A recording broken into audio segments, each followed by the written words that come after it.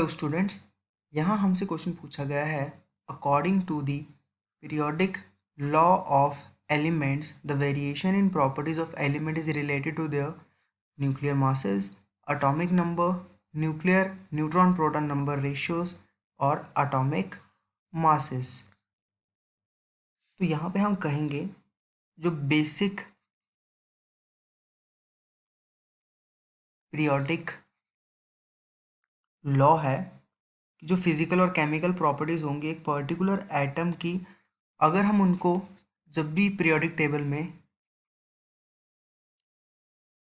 Systematic और predictable वे में रखते हैं तो क्या होता है, हम इस चीज़ का ध्यान रखते हैं कि उनके जो एटॉमिक नंबर हों वो उसके अकॉर्डिंग हम उनको सिस्टमैटिक और प्रेडिक्टेबल वे में रख सकें। फॉर एग्जांपल हम जब देखेंगे अकॉर्डिंग टू दी अगर हम period according along the period जाएंगे फ्रॉम लेफ्ट टू राइट, और या फिर हम कहें जो कॉलम बने होते हैं अलोंग द ग्रुप, तो हम देखेंगे कि जो एलिमेंट अलोंग द पीरियड है उनकी कुछ सिमिलैरिटीज़ हैं और वो कुछ सिमिलैरिटीज़ आपस में शेयर करते हैं। उसी तरह जो हम पर्टिकुलर ग्रुप्स के बारे में भी देखेंगे पीरियोडिक टेबल में, तो हमें पता चलेगा कि जो ग्रुप के उस पर्टिकुलर, जैसे फर्स्ट ग्रुप जो हमारा अल्कलाई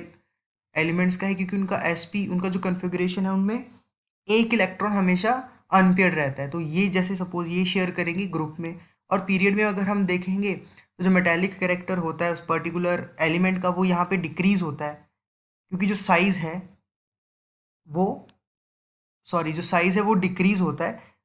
अलॉन्ग द पीरियड। तो ये देखिए यहाँ पे हमें पता चलता है कि हाँ, अगर हम इस तरफ जाएंगे तो साइज़ कम रहेगा, लेकिन हम जैसे इस तरफ जाएंगे तो साइज़ बढ़ता रहेगा। तो ये हम